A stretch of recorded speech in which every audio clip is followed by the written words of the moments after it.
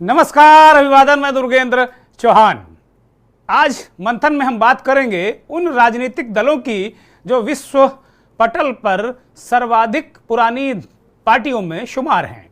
उससे भी बड़ी बात यह कि विश्व में पुरानी पार्टियों में शुमार होने के बाद भी, या एक तरीके से पुरानी पार्टियों में सबसे युवा होने के बाद भी, भारतीय जनता पार्टी दुनिया की सबसे बड़ी और लोकप्रिय पार्टी बनी हुई है।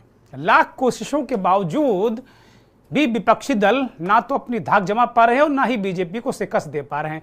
इसके पीछे शायद कारण यह है कि बीजेपी की विचारधारा और उसकी रणनीति है। लेकिन 2024 के चुनाव के लिए भारत की सबसे पुरानी राजनीतिक पार्टी कांग्रेस ने अपने 139वें स्थापना दिवस के मौके पर आज आरएसएस के गढ़ और बाबा साहब भीमराव अंबेडकर की दीक्षा भूमि नागपुर में एक रैली करके हुंकार भरी।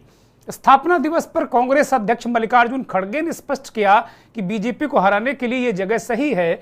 अगर लोकसभा चुनाव में उनकी पार्टी और गठबंधन सत्ता में आया तो पूरे देश में न्याय स्कीम लागू करेंगे। न्याय स्कीम वो है जिसमें किसानों को साल में 72,000 रुपए दिए जाते हैं। तो राहुल गांधी जो पूर्व अध्यक्ष हैं कांग्रेस के, उन्होंने कहा कि ये जो लड़ाई है वो दो विचारधाराओं की है। राहुल ने यहाँ ओबीसी की भी कार्ड भी खेला और कहा कि उनकी पार्टी अगर देश की सत्ता में आई तो पूरे देश में जातिगत जनगणना कराएंगे। तो सवाल यही कि क्या 2024 में नरेंद्र मोदी के सामने विपक्ष क्या इन मुद्दों के साथ मजबूत हो पाएगा क्या, या कितना मजबूत है? और दूसरा सवाल ये कि क्या 2024 की लड़ाई पूरे देश में विचारधारा और जातिगत जनगणना की लड़ाई के रूप में लड़ने के लिए कांग्रेस अपना मैदान तैयार कर रही है?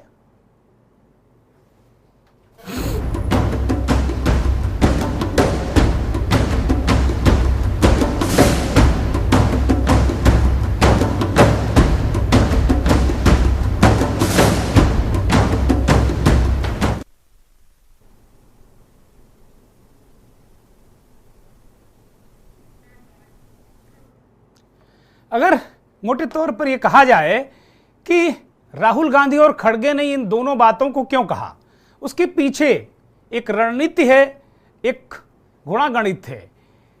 वास्तव में अगर देखा जाए तो ये कह सकते हैं कि आरएसएस का गढ़ है एक तरीके से नागपुर, ये कह सकते हैं क्योंकि वहां नागपुर में आरएसएस का मुख्यालय है। लेकिन अगर अब तक जो लोकसभा चुनाव वहां हुए हैं उसमें 3 बार केवल वहां भारतीय जनता पार्टी जीती है, 13 बार कांग्रेस पार्टी जीती है। तो यह कहा जा सकता है कि यह इलाका, कांग्रेस पार्टी के लोग जैसा कह रहे थे कि यह इलाका उनका गढ़ है। वास्तव में यहां का अगर जो डेमोग्राफिक स्थितियां परिस्थितियों को देखें, अगर डेमोग्राफिक स्थितियां परिस्थितियां देखें तो वास्तव में अगर कांग्रेस पार्टी इन चीजों को भुनाना चाहती है तो उसकी वजह है क्योंकि ये इलाका भीमराव अंबेडकर, भारत रत्न बाबा साहब अंबेडकर का दीक्षा क्षेत्र है, उनकी कर्म क्षेत्र है, कर्मभूमि है। और यहां पर 7 से 8% अंबेडकरवादी इस पूरे इलाके में, विदर्भ में हैं। और पूरे अगर महाराष्ट्र की बात करें तो पूरे महाराष्ट्र में अगर हम बात करते हैं तो पूरे महाराष्ट्र में अगर स्थितियां परिस्थितियां देखें तो वहां पर ओबीसी और दलितों की आबादी बहुत अच्छी खासी है। एक और महत्वपूर्ण जानकारी यह है कि अगर कांग्रेस पार्टी जो एकमात्र सीट जीती है वो महाराष्ट्र का चंद्रपुर इलाका है। और कुल मिलाकर इन इलाकों में, इस पूरे इलाके में कांग्रेस पार्टी ये संदेश देना चाहती थी कि वास्तव में जो कांग्रेस पार्टी है वो दलितों, पीड़ितों, शोषितों की सही मायने में हितैषी है और वही एक तरीके से उसके हित चिंतक के रूप में काम कर रही है।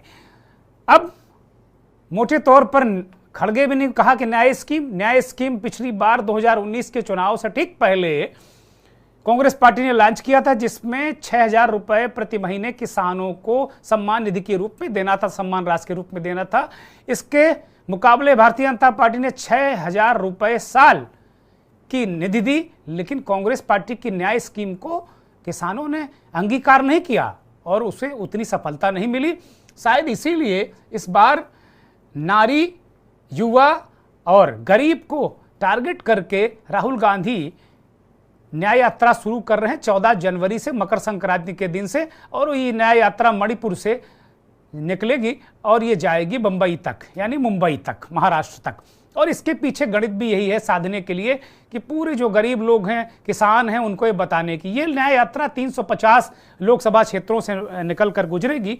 और इसमें अब तक अगर देखा जाए तो केवल 12 सीटें कांग्रेस पार्टी के पास हैं। तो कांग्रेस के पास खोने के लिए बहुत कुछ नहीं है। कांग्रेस पार्टी के रणनीतिकार ये मानते हैं कि यहाँ की जो स्थितियाँ परिस्थितियाँ हैं उसके अनुसार वो बेहतर चीज़ें कर सकते हैं, और इसीलिए इसको टारगेट किया गया है न्याय यात्रा को लेकर, इसको लेकर। लेकिन कांग्रेस ने आज जो विधानसभा के चुनाव में हार के बाद पहली बार एक बार फिर से उठ खड़े होने की कोशिश की। लेकिन बड़ा सवाल यही है कि अभी तक जो विपक्षी गठबंधन इंडिया अलायंस बना है उसका अभी कोई कॉमन मिनिमम प्रोग्राम नहीं है, कोई नेता सामने निकलकर चेहरा नहीं आया है, और बार बार जो गठबंधन के दल हैं उनमें खुसर फुसर चल रही है। यही खुसर फुसर जेडीयू को लेकर चल रही है। कहा जा रहा है जेडीयू टूट रही है। राष्ट्रीय मीडिया पूरी तरीके से ये बताने में लगातार 3 दिन से लगा हुआ है कि जेडीयू में टूट है, जेडीयू टूट जाएगी, ललन सिंह इस्तीफा देंगे, आरजेडी में जाएंगे। बहुत सारी इतनी बातें, इतनी चीज़ें कि मतलब बताना भी मुश्किल है। तो बहुत सारी इस तरह की चीज़ें हैं। लेकिन आज देर शाम दिल्ली में जेडीयू की बैठक वहाँ के दिल्ली के कार्यालय में हुई, और उसमें ललन सिंह, नीतीश कुमार सब लोग एक साथ बैठे और सीटों के बंटवारे और बहुत सारी चीज़ों पर चर्चा हुई। बैठक के बाद जो दिल्ली प्रदेश के अध्यक्ष हैं शैलेंद्र कुमार, वो निकले और उन्होंने कहा कि ललन सिंह अपनी जगह अध्यक्ष बने रहेंगे। लेकिन बहुत सारे दावे किए जा रहे हैं कि जो कल बैठक कार्यकारिणी की राष्ट्रीय परिषद की बैठक होगी जेडीयू की, उसमें ललन सिंह इस्तीफा देंगे और नीतीश कुमार फिर से अध्यक्ष हो जाएंगे। बहुत सारी संभावनाएं इस बात को लेकर हैं। तो एक तरफ इंडिया गठबंधन के 2 बड़े घटक नीतीश कुमार और कांग्रेस पार्टी ने मोर्चा लिया है। लेकिन सवाल यही कि क्या बहुत देर कर दी है इन दलों ने अपनी रणनीति और अपने एजेंडे को आगे करने में। राहुल गांधी और मल्लिकार्जुन खड़गे किस तेवर में थे वो आपको सुनाते हैं। ये तो स्थापना दिवस है। जब स्थापना दिवस के दिन हमारा कर्तव्य होता है कि एक बहुत बड़ी संख्या में हम मिलकर एक संदेश देना चाहते हैं देश को कि कांग्रेस पार्टी अपने विचारधारा से कभी झुकने वाले नहीं हैं और अपने विचारधारा से आगे बढ़ेगी। और इसके लिए हम इस नागपुर से संदेश देना चाहते हैं। 2024 का आगाज कर रहे हैं आज से, ये कह सकते हैं। ये देखो, हर चीज में इलेक्शन नहीं होता, ये तो सेलिब्रेशन है और इसमें हमारे लोगों को डेफिनेटली संदेश देंगे। देश में विचारधारा की लड़ाई चल रही है। लोगों को लगता है कि राजनीतिक लड़ाई है, सत्ता की लड़ाई है, वो है।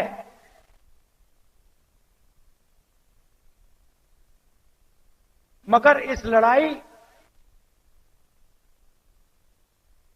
की नींव जो है वो विचारधारा की है, और 2 विचारधाराओं की लड़ाई हो रही है। बहुत सारी पार्टियां हैं,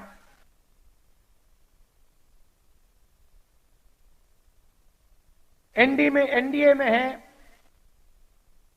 इंडिया अलायंस में है, मगर लड़ाई 2 विचारधाराओं के बीच में है। आने वाले चुनाव में हमारे को इंडिया अलायंस को या कांग्रेस पार्टी को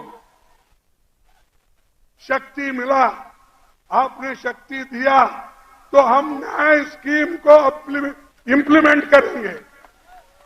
हमको शक्ति मिलने के बाद गरीबों के लिए न्याय स्कीम दिलाएंगे और कम से कम 60-70 हजार रुपए हमारे महिलाओं को बराबर हम देने की व्यवस्था करेंगे और उसको आगे बढ़ाएंगे। देश को पता लगना चाहिए कि इस देश में ओबीसी कितने हैं। उसके बाद नरेंद्र मोदी जी के भाषण बदल जाते हैं। पहले अपने आप को ओबीसी कहते थे, मेरे भाषण के बाद कहते हैं हिंदुस्तान में तो सिर्फ एक जात है, वो भी गरीब। अगर हिंदुस्तान में सिर्फ एक जात तो आप ओबीसी कैसे बन गए?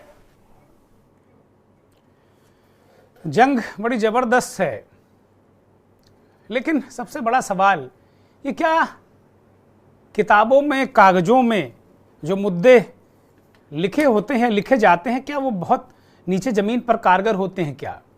क्या आम आदमी से कोई विचारधारा से लेना देना है? क्या विचारधारा पढ़े लिखे लोगों की हो सकती है, लेकिन जो आम आदमी है, जो रोज कमा खा रहा है, जो गरीब आदमी संघर्ष कर रहा है, क्या वो विचारधारा को समझता है? क्या वो तो समझता है कि भाई मुझे बेहतर सहूलियत कौन सी सरकार, कौन सा नेता दे रहा है।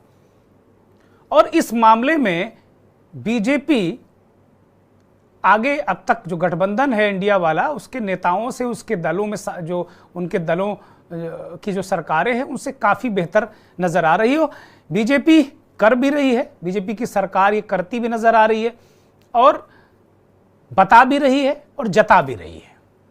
एक तरीके से जो काम हो रहा है उसका प्रसार प्रचार भी नीचे तक जा रहा है। संकल्प यात्राओं को के जरिए जो संकल्प यात्राएं, विकसित भारत संकल्प यात्राएं हैं कि भाई हमने क्या क्या काम किया है अभी तक। जहां एक तरफ राम मंदिर को लेकर पूरे देश में न्योता है, लोग दर्शन करने जा रहे हैं। 22 जनवरी को प्राण प्रतिष्ठा है बड़े जोर शोर के साथ, जो बीजेपी के लिए बहुत एक अलग तरीके का माहौल बनाएगी, इसमें कहीं कोई संदेह नहीं है। राम आस्था का प्रश्न है, लेकिन राम राजनीति का विषय भी है इस देश में, और उन राम पर राजनीति होती रही है, पक्ष विपक्ष सब करता रहा है। लेकिन जो वेलफेयर स्कीम है, जिसको लेकर अभी कहा, खड़गे जी ने कहा कि अगर हमको ताकत मिली तो हम न्याय का स्कीम लागू करेंगे, पूरे देश में महिलाओं को 60-70 हज़ार रुपये देंगे। कांग्रेस की दिक्कत ये है कि वो जो स्कीम बनाती है, ये जो बातें करती है, वो नीचे तक लोगों को पहुंचा नहीं पाती। गारंटी शब्द या गारंटियां देना कांग्रेस ने शुरू किया और छीन लिया बीजेपी ने। अब मोदी की गारंटी सब पर भारी नजर आ रही है। अब चल रहा है कि भाई सबसे बड़ी गारंटी मोदी की गारंटी। और हाल में जो 5 राज्यों के विधानसभा चुनाव हुए हैं, उसमें 3 बड़े राज्य जीतकर बीजेपी ने एक तरीके से एक दिखा दिया है, बता दिया है कि उसके इरादे क्या हैं। और वो बार बार कह रही है कि 3 राज्यों की जनता ने मोहर लगा दी है मोदी की गारंटी पर। गारंटी कांग्रेस दे रही थी जगह जगह, और मोहर लग गई मोदी की गारंटी पर, क्योंकि एक ट्रस्टेड और टेस्टेड नेता बीजेपी के पास है, ऐसा बीजेपी के लोग कहते हैं। और ऐसा नीचे मतदाताओं तक भी ये बात पहुंचाई जा रही है, पहुंच गई है। हमारे साथ 2 मेहमान जुड़े हुए हैं। महेंद्र प्रताप सिंह आरएसएस के विचारक हैं, हमारे साथ भोपाल से जुड़े हैं। बहुत स्वागत, बहुत धन्यवाद, बहुत आभार महेंद्र भाई। और अवधेश भार्गव इस देश के और मध्य प्रदेश के बहुत ही वरिष्ठ पत्रकार, राजनीतिक विश्लेषक हमारे साथ जुड़े हुए हैं। अवधेश जी बहुत स्वागत, बहुत धन्यवाद। अवधेश जी को 5 दशक का पत्रकारिता का एक लंबा अनुभव और तमाम राजनीति के उतार चढ़ाव अवधेश जी ने देखे हैं। हाल ही में जो विधानसभा के चुनाव हुए हैं, बहुत क्लोज तरीके से कवर किए हैं अवधेश जी ने। अवधेश जी आपके पास आ रहा हूँ। सबसे बड़ा जो प्रश्न ये है कि आज नागपुर में कांग्रेस पार्टी ने रैली की। प्रत्यक्ष तौर पर ये कहा गया, बहुत सारे जो नई उम्र के या नई आधुनिक पत्रकार हैं, उन्होंने इस बात को बहुत जोर देकर कहा कि कांग्रेस पार्टी ने आरएसएस के गढ़ नागपुर में रैली कर दी। लेकिन आरएसएस का मुख्यालय वहाँ है, इसमें कहीं कोई संदेह नहीं है, स्थापित सत्य है। लेकिन वो विदर्भ का इलाका है, बाबा साहब की कर्मभूमि है, दीक्षा भूमि है। वहाँ ओबीसी, दलित, अम्बेडकरवादियों का एक बड़ी संख्या है, और वहाँ के जो इक्वेशन रहे हैं वो कांग्रेस को फेवर करते रहे हैं। इन सब तमाम चीज़ों के बाद भी अभी हाल की जो पराजय हुई है कांग्रेस पार्टी के 3 राज्यों में, उसके बाद ही पहली बार वो उठकर खड़े होकर 2 कदम चलते नजर आए हैं। आज की रैली में राहुल गांधी ने फिर जाति जनगणना की बात की, न्याय यात्रा की बात हुई है, न्याय स्कीम की बात उन्होंने की है। आपको लगता है कि नरेंद्र मोदी के सामने तैयारी माकूल है क्या इन लोगों की, क्योंकि वक्त नहीं है ज्यादा? जी देखिए, ऐसा है, नागपुर आरएसएस का मुख्यालय है, ये बिल्कुल सही है कि वो आरएसएस का गढ़ भी रहा है। और सबसे बड़ी चीज है कि आरएसएस को इसलिए जाना जाता है कि उसकी अपनी एक खुली विचारधारा है और उस विचारधारा पर वो चलते हैं। अगर वो हिंदुत्व की बात करते हैं या हिंदुस्तान की बात करते हैं तो आप ये बताइए गलत क्या है। और चूंकि राहुल गांधी ने भी आज यही कहा है कि राजनीतिक लड़ाई नहीं है, जबकि वो राजनीतिक व्यक्ति हैं, राजनीतिक पार्टी की तरफ से बोल रहे हैं। नहीं, उन्होंने कहा राजनीति के साथ साथ ये विचारधारा की लड़ाई, लड़ाई तो राजनीतिक है लेकिन जो प्रमुखता से है वो विचारधारा की लड़ाई है, दो विचारधाराओं की।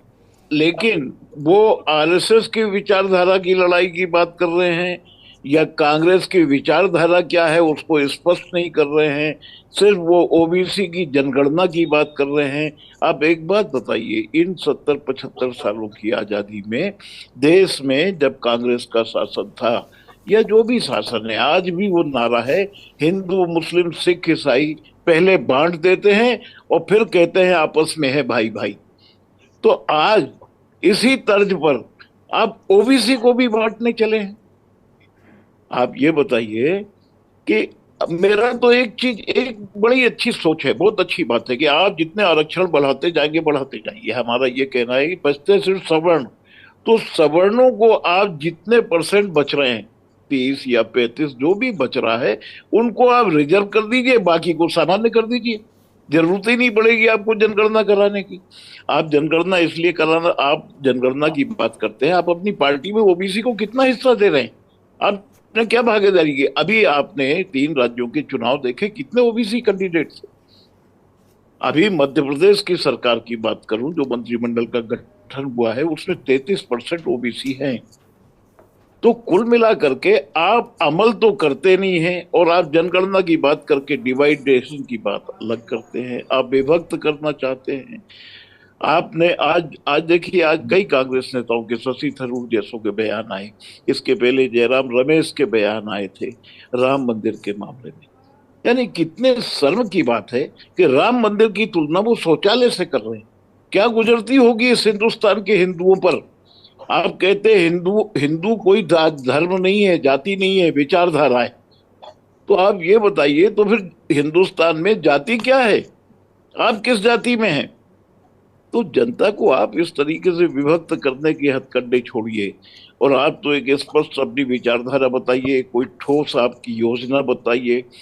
पार्टी ठीक है, बीजेपी भी उतना नहीं कर पा रही है। आप जो है, आप कम से कम बीजेपी गरीबों का ख्याल रख रही है, लेकिन इस कीमत पर रख रही है कि आम आदमी पे, जो मध्यम वर्ग का व्यक्ति है, उसका ख्याल न करके।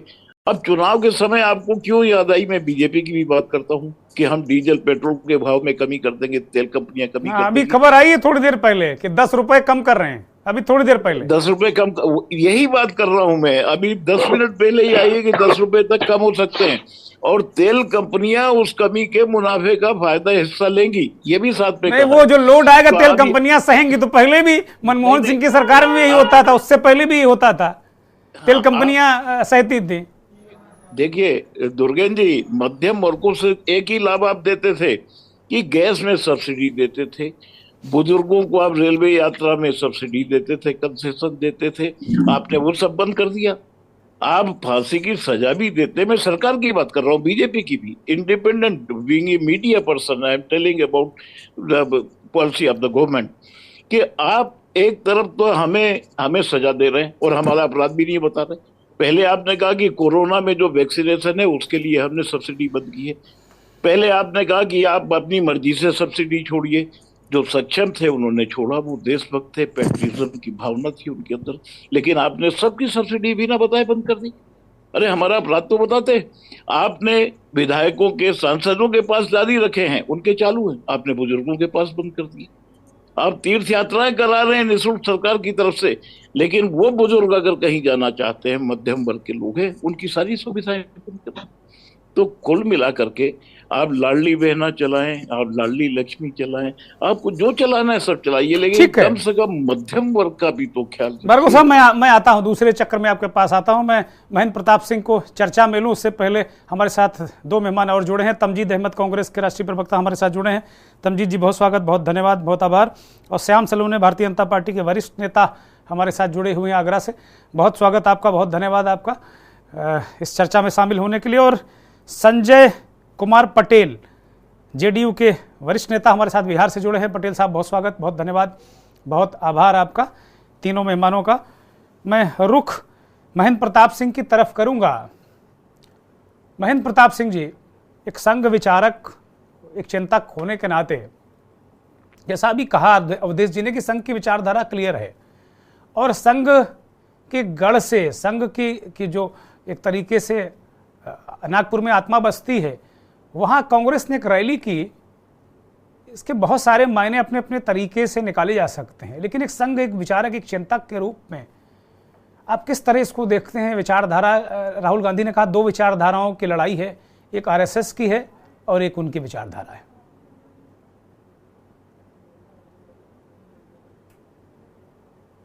अनम्यूट करिए, हम आपको सुन नहीं पा रहे हैं। Audio mute. Mahendra ji, unmute करिए। मेरी आवाज आ रही है? हाँ, दर्शक सुन रहे हैं, कृपया महेंद्र जी का फ्रेम ठीक किया जाए। मैं पैनल से कहूंगा कि महेंद्र जी का फ्रेम ठीक किया जाए, उनका। जी, मेरी आवाज आ रही है? हाँ, दर्शक सुन रहे हैं, कृपया बोलिए, कंटिन्यू। देखिए, मेरा निवेदन है, कांग्रेस ने जो करारी पराजय अभी 5 राज्यों के चुनाव में 3 राज्यों में हुई है उसकी, और 139वां जो स्थापना दिवस को मना रही है नागपुर में। अभी आपने खुद ने कहा कि कांग्रेस ने लोकसभा के अधिकांश चुनाव नागपुर के जीते हैं, और जहां तक नागपुर मुख्यालय की बात है संघ की, तो मुख्यालय है, ये बात सही है, लेकिन जहां तक गढ़ की बात है, तो आज भारत का गांव-गांव, कोना-कोना संघमय है, संघ का गढ़ है।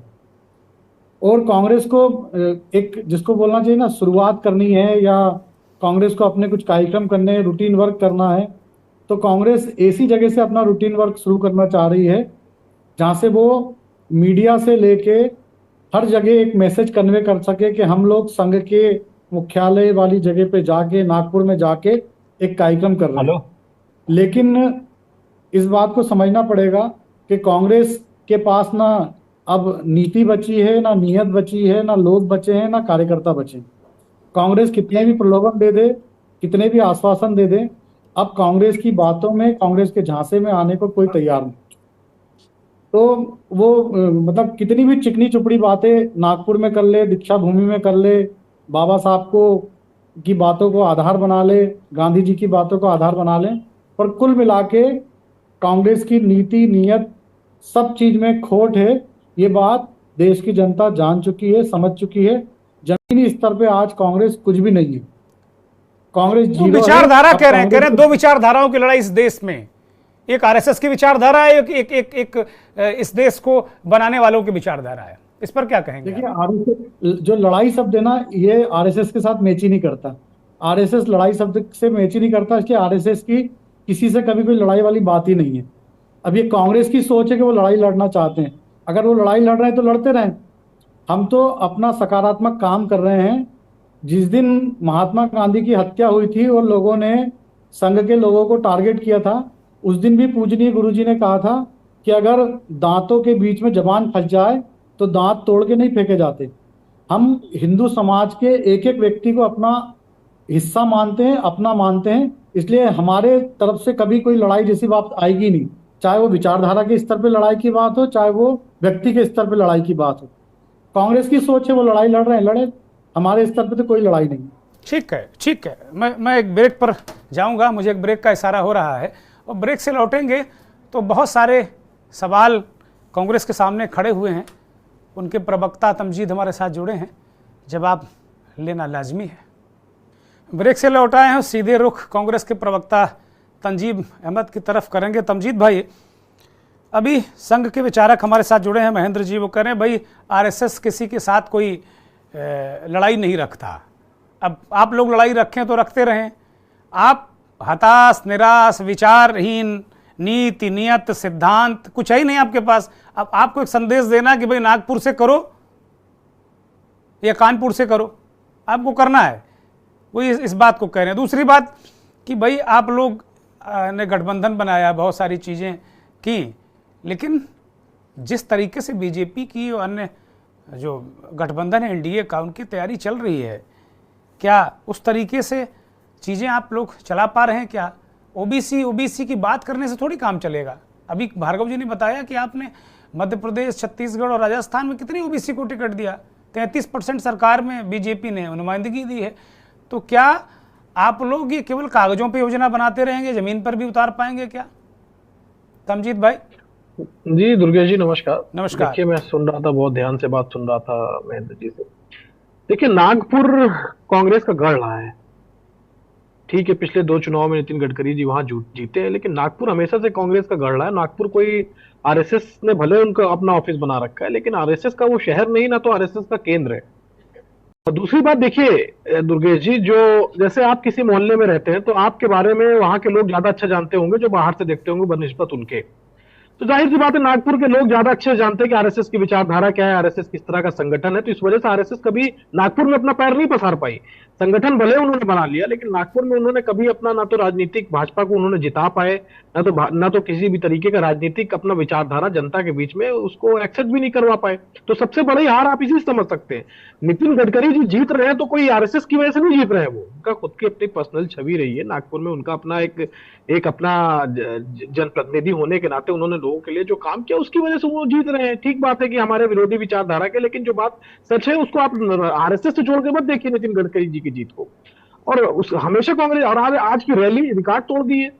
कभी आरएसएस की रैली में भी इतना बड़ा रैला नहीं आता, और इतना बड़ा रैली कांग्रेस के आज राहुल गांधी जी की रैली में लाखों की तादाद में लोग वहां पहुंच गए।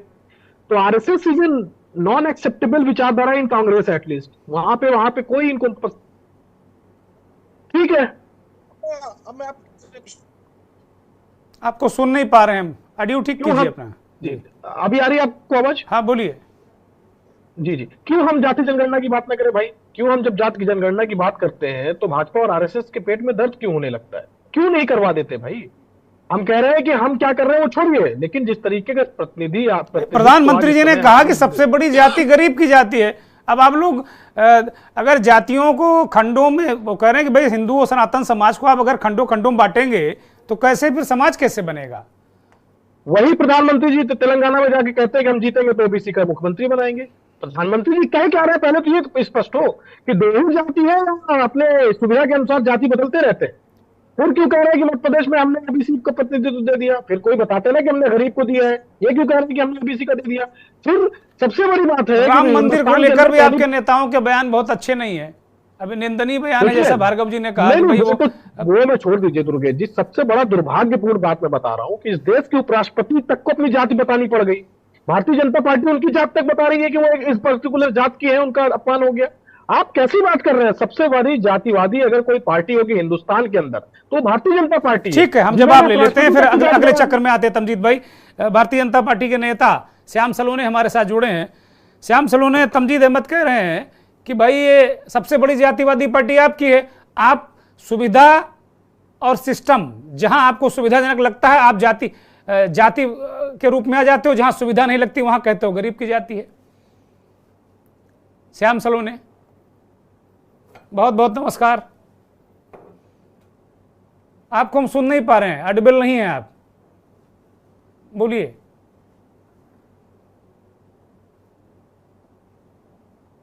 ऑडियो म्यूट हो गया। हाँ बोलिए, अब ठीक है। अभी ठीक है? हाँ बोलिए। देखिए मैं एक बात बतलाऊं, भारतीय जनता पार्टी कभी जातिवाद की राजनीति ना की ना करती है। संविधान में एक जाति का कॉलम बना हुआ है, संविधान के अनुसार हमको जातिगत आंकड़े रखने होते हैं। कांग्रेस की जो विचारधारा राहुल जी बोलते हैं, क्या बात विचारधारा कांग्रेस की क्या है? कांग्रेस की विचारधारा केवल फूट डालो राज करो। आपकी 1947 में आपने भारत के 2 टुकड़े करा दिए केवल शासन सत्ता पाने के लिए।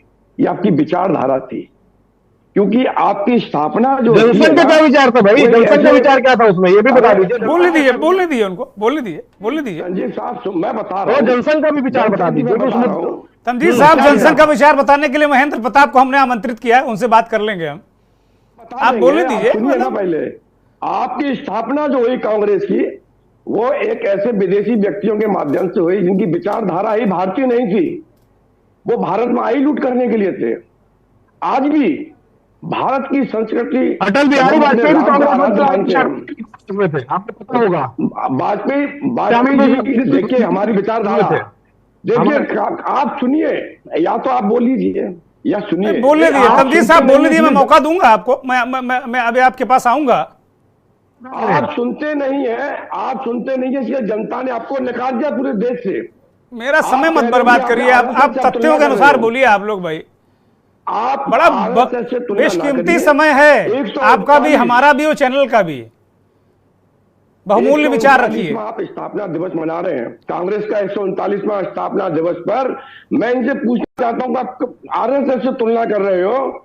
आरएसएस आज पूरे भारतवर्ष में एक हृदय, हिंदुओं के हृदय में समाई हुई है, और आरएसएस की तुलना केवल नागपुर से क्यों करते हो? आरएसएस तो आप भारत का ऐसा कोई जिला बता दीजिए, ऐसा कोई महानगर बता दीजिए, कोई कस्बा बता दीजिए जहां आरएसएस ना हो। आरएसएस तो यत्र तत्र सर्वत्र पैदा है, घर घर में विचारधारा है आरएसएस। और आरएसएस इसलिए नहीं है कि ये कोई राजनीतिक पार्टी नहीं है। भारतीय जनता पार्टी, राहुल गांधी यही तो कह रहे हैं, श्याम सलोने जी, राहुल गांधी कह रहे हैं कि दो विचारधाराओं की लड़ाई है। एक विचारधारा आरएसएस की है, एक विचारधारा कांग्रेस की है, यही तो कह रहे हैं वो। तो वो उस विचारधारा पे तो मैं बात कर रहा हूं। आरएसएस की विचारधारा वो राष्ट्र को एकत्रित करने की है, जातियों में बांटने की नहीं है। राहुल गांधी कांग्रेस की विचारधारा जातियों में बांटने की है।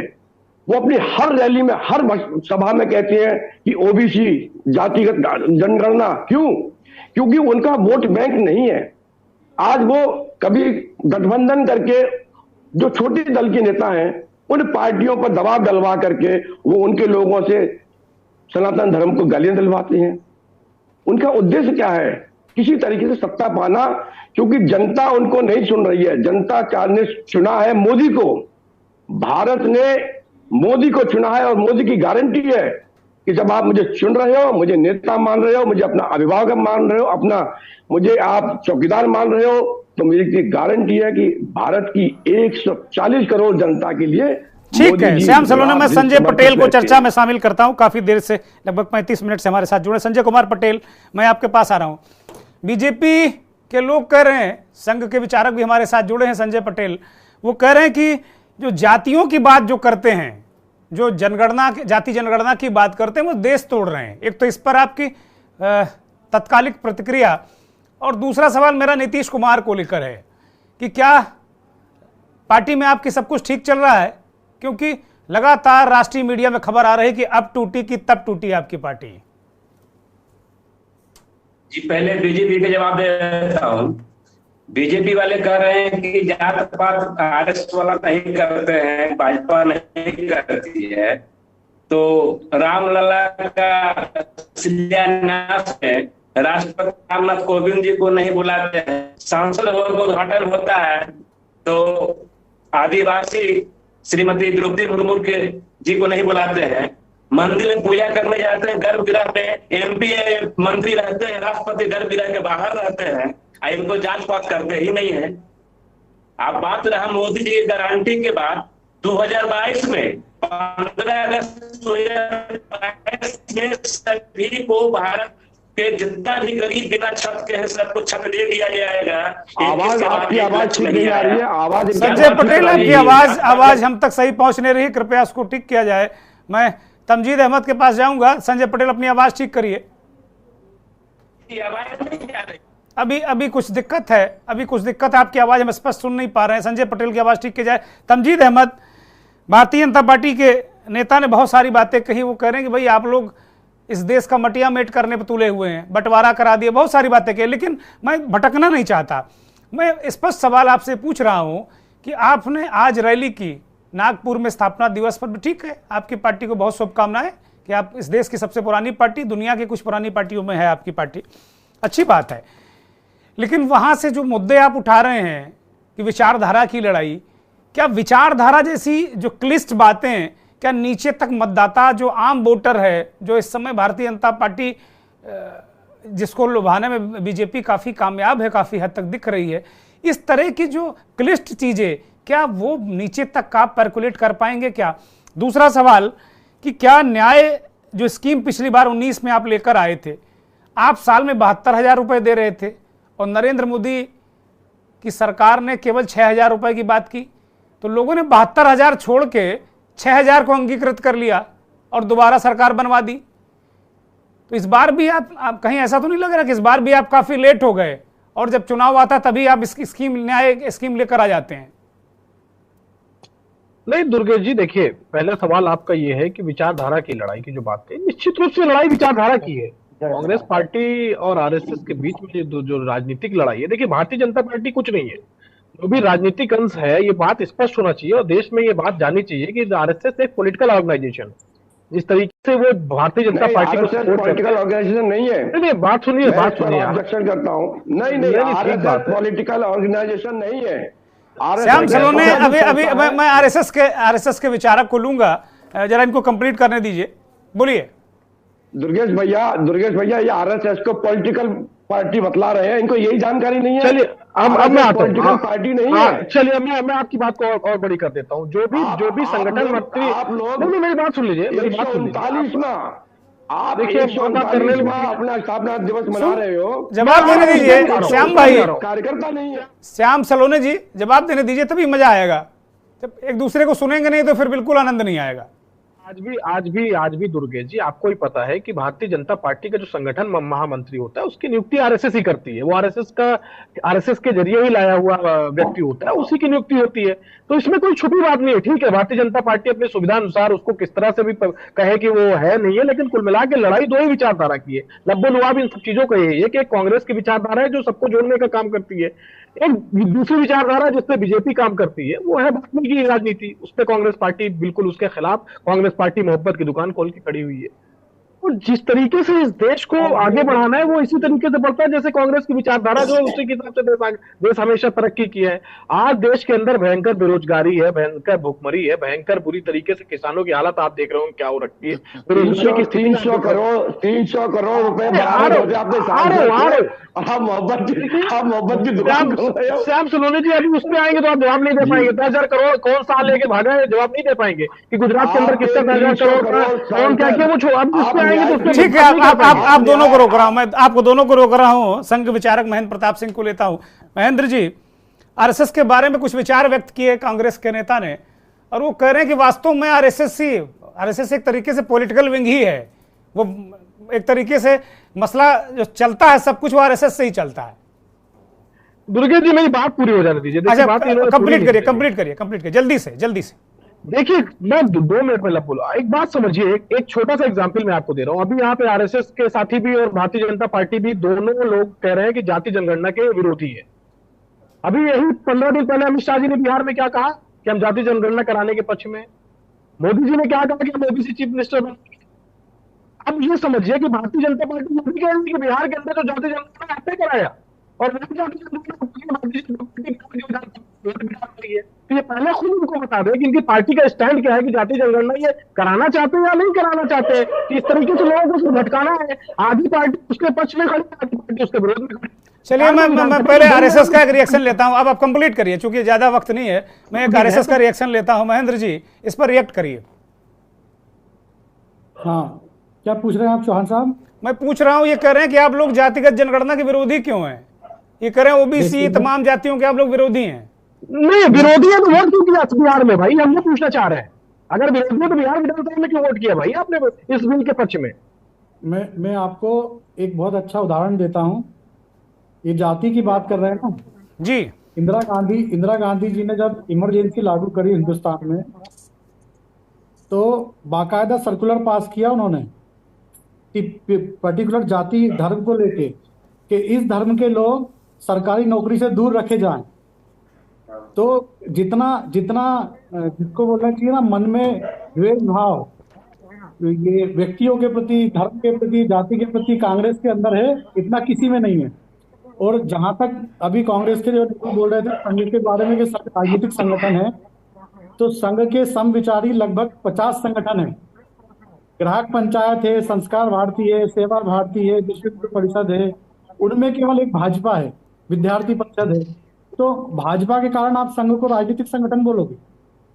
संघ राजनीतिक संगठन नहीं है। हाँ, ये एक बात है कि संघ के लोग, संघ के प्रचारक संगठन मंत्री होकर अलग अलग संगठनों में काम करते हैं, भाजपा उनमें से एक है। संघ शुद्ध रूप से, विशुद्ध रूप से सांस्कृतिक संगठन है जो सांस्कृतिक राष्ट्रवाद के लिए काम कर रहा है। तो संघ के ऊपर आरोप लगाने के पहले संघ के अंदर आना पड़ेगा। आप बाहर से संघ के बारे में कुछ भी कहोगे तो ठीक नहीं लगेगा। पहले आप संघ के अंदर आइए, संघ को महसूस कीजिए, संघ जी के देखिए, तब आपको संघ समझ में आएगा। ठीक है। संघ को संघ समझ नहीं सकते। ठीक है महेंद्र जी, मैं जेडीयू के नेता, चूंकि उनकी बात नहीं आ पाई थी, मैं उनको शामिल कर रहा हूं चर्चा में। संजय कुमार पटेल, एक तो संघ के बारे में आपने संघ विचारक ने जिस तरीके से बातें की कि भाई संघ को आप लोग डिफेम मत करिए, आप लोग सब लोग एक भाव कर देते हैं। सलीम शेख हमारे साथ महाराष्ट्र से जुड़े हैं, वरिष्ठ पत्रकार। मैं सलीम भाई आपके पास आ रहा हूं, पहले जेडीयू के नेता को ले लूं। और दूसरी जो सवाल मेरा है कि भाई जाति जनगणना का जो मुद्दा आप लोग उठाते हैं, लेकिन आप लोग ओबीसी के लिए और अन्य जो अभी हाल ही में कांग्रेस ने जिस तरीके से टिकट बांटे, बहुत सारी चीजें हैं, उसमें सवाल उठे हैं, लेकिन क्या इसके अलावा क्या इस तरीके के मुद्दे क्या आपको चुनाव जिताने के लिए पर्याप्त होंगे क्या, संजय कुमार पटेल? संजय पटेल, आवाज मिल रही है? हाँ बोलिए, थोड़ी बहुत मिल रही, काम भर की बोलिए।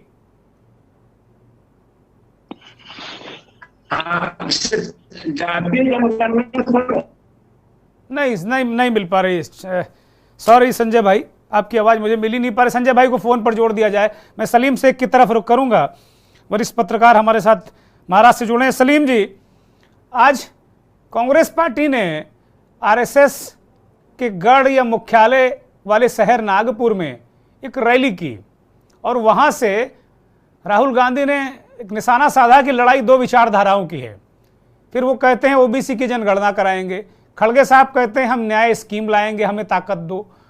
कांग्रेस की नागपुर में रैली के राजनीतिक मायने क्या हो सकते हैं आपके मुताबिक? एक बात है, नागपुर का जो रैली है जी, सही बात में कांग्रेस ओरिजिनल, अगर आप ढूंढ के देखेंगे कांग्रेस का पीछे का इतिहास, तो आपके समझ में आएगा कि कांग्रेस ये सेक्युलर लोगों की एक पार्टी है। जहां से वो शुरू हुई 28 दिसंबर 1885 में, वहां से लेकर तो कांग्रेस पार्टी पूरे देश में यानी हिंदुस्तान में 1947 तक सेक्युलर पार्टी के नाम से ही जानी जाती थी। जिस वक्त पाकिस्तान हुआ, दो पाकिस्तान हो गए, एक पूर्व पाकिस्तान और एक पश्चिम पाकिस्तान। ये दोनों राज्य, ये दोनों देश अलग तरीके से लोगों के सामने आ गए। दूसरी बात यह है कि उसके बाद में जब कांग्रेस काम करने लगी, तो जब तक नरसिम्हा राव प्राइम मिनिस्टर नहीं थे, तब तक कांग्रेस पार्टी सेक्युलर थी। ये जो जबकि बीजेपी वाले या आरएसएस वाले बता रहे थे कि ये कांग्रेस वाले ऐसे ऐसे है, वो वैसी नहीं है। हकीकत में कांग्रेस का सेक्युलरिज्म समझना आपको जरूरी है। कांग्रेस का इतिहास पूरा ये सेक्युलर पार्टी की तरह ही चला है। अंदर से कुछ होता है उससे मुझे मतलब नहीं, लेकिन दिखावे के स्वरूप में तो कांग्रेस आपको तो दिखती है, पहली बात। दूसरी बात यह है कि बीजेपी का जो संगठन है वो सांस्कृतिक संगठन बोल के आरएसएस के सामने ला रहे हैं, लेकिन आरएसएस सांस्कृतिक संगठन नहीं है। अगर सांस्कृतिक संगठन होता तो सरदार वल्लभ भाई पटेल ने उन पे बैन नहीं लाते। एक बात, गांधी जी की हत्या करने के बाद उस पर बैन लाया गया। क्यों बैन लाया गया? वो सांस्कृतिक संगठन नहीं है, वो दहशतवादी संगठन है। ये उस वक्त नहीं, ये एक अलग डिबेट हो जाएगी सलीम शेख। मैं चाहता हूं कि आज जो रैली नागपुर में हुई है उसके क्या राजनीतिक माने हो सकते हैं, कांग्रेस क्या नफा नुकसान देख रही है, मैं समझना चाहता हूं आपसे। बता रहा हूं, सुनिए। सेक्युलर हिसाब से अगर देखेंगे तो आज का कांग्रेस का जो स्टैंड है, जो राहुल गांधी ने बात की, वो बात आगे चल के चलने वाली बात है और इस हिंदुस्तान के लिए या इंडिया के लिए ये चलने वाली बात जरूरी है, ये आपके समझ में आना चाहिए। क्यों कि हिंदुस्तान का इतिहास पूरा सेक्युलर सिस्टम पे खड़ा है। वो क्या और आने वोटरों वाले को भारत समझा के- पाएंगे इस देश की, क्योंकि बड़ी क्लिष्ट बातें कर रहे हैं, जैसे कह रहे हैं विचारधारा की लड़ाई है। अब जो खेतों में खेत खोदने वाला, फावड़ा चलाने वाला विचारधारा की लड़ाई क्या समझेगा वो? मैं ये समझना चाह रहा हूं, क्या वो कम्युनिकेट कर पा रहे हैं क्या अपनी बात नीचे तक, या फिर हवा हवाई? एक मिनट आप मुझे बात करने दीजिए। पहली बात यह है कि कांग्रेस आज की जो स्टैंड ले रही है, आज जो स्टैंड लिया है उन्होंने नागपुर में, वो नागपुर का लिया हुआ स्टैंड ये विचारधारा के धरती पर ही लिया है। क्यों कि बीजेपी पूरा सेक्युलरिज्म छोड़ के चला जा रहा है, वो आरएसएस के विचारधारा पे पूरा चल रहा है, और कांग्रेस के पीछे संगठन नहीं है। लेकिन कांग्रेस जो काम कर रहा है, या कांग्रेस ने जो आज बताया है नागपुर में, वो सेक्युलरिज्म की क्लियर कट लाइन है, ये आप समझ के लेना चाहिए। और ये समझने के लिए आपके सामने वैचारिक धारा ही एक संघर्ष है, इसके अलावा दूसरा कोई नहीं है। दो विचारधारा है, जो कांग्रेस की विचारधारा है वो अलग है, और आरएसएस या बीजेपी की जो विचारधारा है वो अलग है। हिंदुस्तान के हिसाब से अगर आप देखेंगे तो दोनों विचारधारा में काफी डिफरेंस है। और ठीक है। कांग्रेस ने आज का जो स्टैंड लिया है वो स्टैंड सेक्युलरिज्म और भारतीय संविधान के हिसाब से सही है। नहीं, ये हम मान सकते हैं कि ये जो स्टैंड है ये अल्पसंख्यकों को उनके और करीब लाएगा, मैं मान सकता हूं। अल्पसंख्यक वर्ग के लोग हैं वो और करीब आएंगे, ये मैं मान सकता हूं। लेकिन जैसे न्याय स्कीम की बात की खड़गे जी ने कि हम न्याय स्कीम गरीबों को देंगे, महिलाओं को देंगे, तो क्या ये कम्युनिकेट हो पाएगी क्या? सर एक मिनट, खाली माइनॉरिटी में मुस्लिम नहीं आते। नहीं, मैं माइनॉरिटी की बात कर रहा हूं, सारे अल्पसंख्यकों की बात कर रहा हूं। मैं ये नहीं कह रहा हूं कि मुस्लिम माइनॉरिटी है। सारे अल्पसंख्यक आज बीजेपी के खिलाफ है, और उसके अलावा एंटी विजिलेंटी है जो सब लोग है, जो भट्टे मुक्त है, जो दलित है, वो भी आज बीजेपी के खिलाफ है। ये असल में हकीकत है, ये हकीकत समझ के लेना काफी मुश्किल है। आप ठीक है, मैं एक रिएक्शन ले लेता हूं, छोटा सा रिएक्शन। शेख साहब मैं रोक रहा हूं आपको, एक छोटा सा रिएक्शन बीजेपी के नेता से, 10 सेकंड केवल। श्याम सलोने 10 सेकंड केवल, कट टू कट, फिर मैं महेंद्र प्रताप के पास जाऊंगा। दुर्गेश भैया जी, कांग्रेस पार्टी का कोई विचारधारा नहीं है। कांग्रेस पार्टी का आज के समय केवल एक ही विचारधारा है, किसी भी तरीके से जनता को गुमराह करो और कुर्सी हथियाने के लिए, सत्ता के लिए कांग्रेस परेशान है। कोई विचारधारा नहीं है। और भारत की जनता कांग्रेस को बिल्कुल नकार चुकी है, और कांग्रेस इस बात को जानती है। आ गई बात आपकी, बहुत कट टू कट आपकी बात आ गई। मैं अवधेश भार्गव जी के पास जाऊंगा, वरिष्ठ पत्रकार हमारे साथ जुड़े हैं। भार्गव जी, मैं आपके पास आ रहा हूं। सलीम शेख साहब ने बहुत सारे बातें रखी हैं, आप भी बहुत खांटी के जर्नलिस्ट हैं। सलीम शेख साहब ने कहा कि भाई जिस तरीके से सेकुलरिज्म को लेकर दिक्कत है, सेकुलरिज्म खतरे में है, वो कह रहे हैं कि प्रत्यक्ष तौर पर कांग्रेस पार्टी दिखती है, अंदर दिल में क्या है पता नहीं, तो जाहिर सी बात जो दिखता है वही बिकता है। अब अंदर क्या है, अब तो आपके मन में मेरे प्रति क्या है पता नहीं, लेकिन कम से कम ये दिख रहा है, जो सेकुलरिज्म उनको दिख रहा है। दूसरी बात वो कह रहे हैं कि दलित भी नाराज है, अन्य जो अन्य अल्पसंख्यक हैं वो भी नाराज हैं। इस तरीके की जब बहुत सारे लोग नाराज हैं तो वोट कहां से मिल जाते हैं इनको? देखिए दुर्गेश जी, ऐसा है, सलीम शेख साहब ने जो बातें कही हैं वो काफी हद तक, हेलो, देखिए सलीम शेख साहब ने जो बातें कही हैं काफी हद तक उनके अनुभव की बातें हैं, लेकिन साथ में कुछ फ्रस्ट्रेशन भी नजर आ रहा है। अभी मुझे लगता है ये हमिंग आ रही, इसको ठीक किया जाए। कहीं हमिंग आ रही किसी साथी, अपने माइक बंद कर लें, केवल भार्गव जी बोलने तो बेहतर रहेगा। जी हाँ जी। तो कुल मिलाकर के क्या है, सलीम शेख साहब ने जो बातें कही हैं उनके अनुभव की बातें हैं, लेकिन उसके साथ फ्रस्ट्रेशन भी शामिल है, कुछ पूर्वाग्रह भी है। अभी महेंद्र सिंह जी ने, आदरणीय महेंद्र सिंह जी जो बोल रहे थे आरएसएस के बारे में, अक्षरशः सही है। आप देखिए, अभी कांग्रेस के प्रवक्ता महोदय कह रहे थे कि आरएसएस राजनीतिक संगठन है। आप मुझे ये बताइए, आरएसएस में सदस्यता कहाँ होती है? आरएसएस में मेंबरशिप नहीं होती। आरएसएस जैसे कांग्रेस में सेवा दल है, इन्होंने आरएसएस के टक्कर में सेवा दल बनाया था। आपकी व्यवस्था है, सेवा दल के कार्यकर्ता करते हैं, सेवा दल के स्वयंसेवक करते हैं। ऐसे आरएसएस तो सिर्फ अगर आरएसएस को बुरा माना जाता है तो हिंदुत्व की बात करने में, जहां तक सेक्युलरिज्म की बात है तो बहुसंख्यकों को गाली देना अगर सेक्युलरिज्म है तो ऐसा समाजवाद देश को नहीं चाहिए।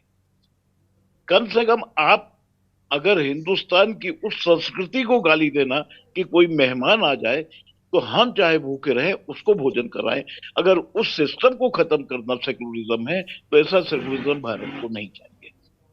कुल मिलाकर के आज देश जिस ओर बढ़ रहा है, आप कांग्रेस को क्या कम मौका मिला? 60 सालों का मौका क्या कम होता है? 60 सालों में आपने कौन सी विचारधारा उत्पन्न की?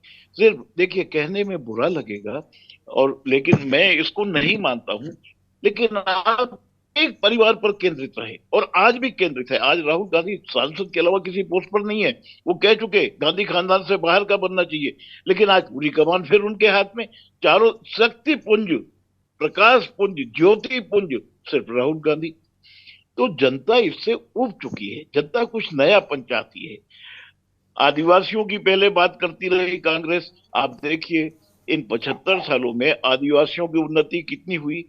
पहले पाव मीटर की लगोटी बांधते थे, आज 1 मीटर की धोती बांधते हैं। आप देखिए जंगलों में जाकर आरएसएस ने वहां स्कूल खोले, आरएसएस ने वहां आश्रम खोले, वहां शिक्षित किया, उनको पर्यावरण के प्रति जागरूक किया। मैं आरएसएस से नहीं हूं, लेकिन आरएसएस की सफाई देनी पड़ेगी आपको, क्योंकि आजकल ऐसा माहौल है ना कि हमको आपको तुरंत एक सर्टिफिकेट ये नेता दे देते हैं, तुरंत एक साइन किया हुआ सर्टिफिकेट है वो तुरंत दे देंगे। भार्गव जी आप आरएसएस के आदमी, दुर्गेंद्र चौहान आप भाजपा के आदमी, आप कांग्रेस के आदमी, तो सर्टिफिकेट साइन है दोनों तरफ से। में मैं राम मनोहर लोहिया का प्रशंसक हूं और मैं प्योर समाजवादी हूं, और हर पत्रकार समाजवादी होता है और खाटी समाजवादी होता है, चाहे सलीम शेख साहब भी बताएंगे, ये भी समाजवादी। ठीक है, मैं भार्गव साहब मैं एक छोटा सा रिएक्शन कांग्रेस से ले लेता हूं, क्योंकि मेरे पास अब 1.5 मिनट बचा है और एक छोटा छोटा रिएक्शन सभी का लेना है। तमजीद साहब बताइए, बहुत सारी बातें कहीं कि भाई शक्ति पुंज, प्रकाश पुंज, सब कुछ सारे पुंज जब एक जगह एकत्रित किए, संगठन कैसे बढ़ेगा, कैसे चुनाव जीतोगे आप कहते रहो न्याय यात्रा, जनता कैसे सुनेगी? अरे दे दो कुछ। तमजीद अहमद क्यों नहीं अध्यक्ष हो सकते? तमजीद अहमद को शक्ति क्यों नहीं मिलती? दीजिए। उसमें भी कांग्रेस पार्टी अब उसमें भी डरती कि यार मुस्लिम को अध्यक्ष बना दोगे, तो वो भी डर है, अभी आधे अधूरे मन से कर रहा काम वो। नहीं, कांग्रेस पार्टी पहले किसी से नहीं डरती, कांग्रेस पार्टी सबको। अब बताओ, जब देश में कितने मुसलमान प्रदेश अध्यक्ष हैं आपके यहाँ? नहीं है, मुझे नहीं याद पड़ रहा कहीं है। वो मुसलमानों का वोट भी चाहिए, अल्पसंख्यकों का वोट भी चाहिए आपको, और आप उनको ऑन भी नहीं कर रहे हैं। चलिए ठीक है, आपको शायद आपको थोड़ा सा दुर्गेश जी देखना चाहिए कि कई मुख्यमंत्री भी हुए जो कांग्रेस पार्टी ने मुख्यमंत्री तक बनाए, प्रदेश अध्यक्ष की तो बात बनाए, पहले बहुत सारे अध्यक्ष हुए, हाल के वर्षों की बात कर रहा हूं, जब से राजनीति ये जाति और धर्म में उलझी तब से मैं बात कर रहा हूं। मुझे अच्छी तरह याद है, मुख्यमंत्री, प्रधानमंत्री, माफ कीजिएगा प्रधानमंत्री नहीं लेकिन मुख्यमंत्री तो हुए हैं, मुझे पता है, प्रदेश अध्यक्ष भी अक्सर हुआ करते थे, लेकिन अब नहीं है। देखिए, अवधेश जी की मैं बात सुन रहा था, जिस तरह से उन्होंने आरएसएस का बखान किया, इतने अच्छे से तो महेंद्र जी भी नहीं कर पाए, तो मैं उनको बहुत बधाई देना चाहूंगा अवधेश जी को। मुझे पता था कि एक सर्टिफिकेट आप दोगे, हमें पता था, अगर ऐसा ही बीजेपी के साथ होता तो वो भी सर्टिफिकेट साइन किए होते। हमें पता, हम लोगों की अब यही दिक्कत है, हम लोग क्या करें, पत्रकारिता करें या छोड़ के कहीं जाएं, अरब सागर में कूद जाएं, दिक्कत यही है। स्वीकार कीजिए, आप बधाई स्वीकार कीजिए, आप कहीं जाइए नहीं, सिर्फ हमारी बधाई स्वीकार कीजिए अवधेश जी। इतना अच्छा बखान महेंद्र जी ने भी नहीं किया। आप महेंद्र जी की मैं बात पे आ जाता हूँ। नहीं अवधेश नहीं, मैं दुर्गेश चौहान बोल रहा हूँ, अवधेश जी से आप बात नहीं करो, बोलिए। नहीं, मैं अवधेश जी की बात पे, अब मैं महेंद्र जी की बात पे आ जाता हूँ। 10 सेकंड में बता रहा हूँ, पूरी चर्चा में अवधेश जी ने बहुत अच्छे से बखान किया, लेकिन 2 चीजें इन्होंने नहीं बताई जो कि महेंद्र जी ने बताई। उन्होंने कहा कि इंदिरा जी ने एक सर्कुलर जारी किया जिसमें उस पर्टिकुलर धर्म के लोगों का नौकरी देखने दी, आरएसएस काम है झूठ को प्रचारित करना।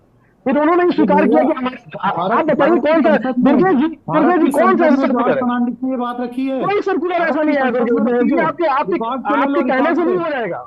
जब उसकी सुरक्षा ले लो, नहीं तो आप दिखा दीजिए कौन सा रिकॉर्ड है, कौन सा रिकॉर्ड है भाई? कोई ऐसा रिकॉर्ड नहीं, आपके कहने से रिकॉर्ड नहीं हो जाएगा महेंद्र जी। आप ये है आपकी ये आप दोनों लोग आपस में शेयर कर लीजिएगा रिकॉर्ड, अब जल्दी कंप्लीट करें, आप लोग शेयर कर लीजिए आपस में रिकॉर्ड, महेंद्र जी से तमजीद भाई शेयर कर लीजिएगा, कोई दिक्कत नहीं। झूठ फैलाना ही इनका काम है। तो कहने का मतलब ये है, झूठ फैलाना केवल कांग्रेस का काम है। अब ये कह रहे हैं झूठ फैलाना कांग्रेस का काम है। कल तक आप कहते थे। चलिए, वक्त मेरे पास है नहीं, सभी साथियों से माफी के साथ मैं रोक रहा हूं। मैं सलीम शेख की एक अंतिम टिप्पणी लूंगा। सलीम शेख साहब, एक अंतिम टिप्पणी बस 10 सेकंड में, फिर मैं कार्यक्रम को खत्म करूंगा। अनम्यूट करिए, हम सुन नहीं पा रहे हैं आपको। अनम्यूट करिए सलीम शेख साहब, अंतिम टिप्पणी छोटी सी, हम सुन नहीं पा रहे हैं आपको। अनम्यूट करिए, अपनी आवाज खोलिए।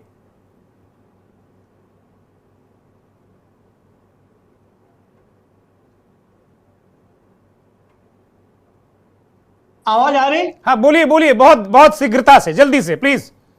हेलो, हाँ बोलिए।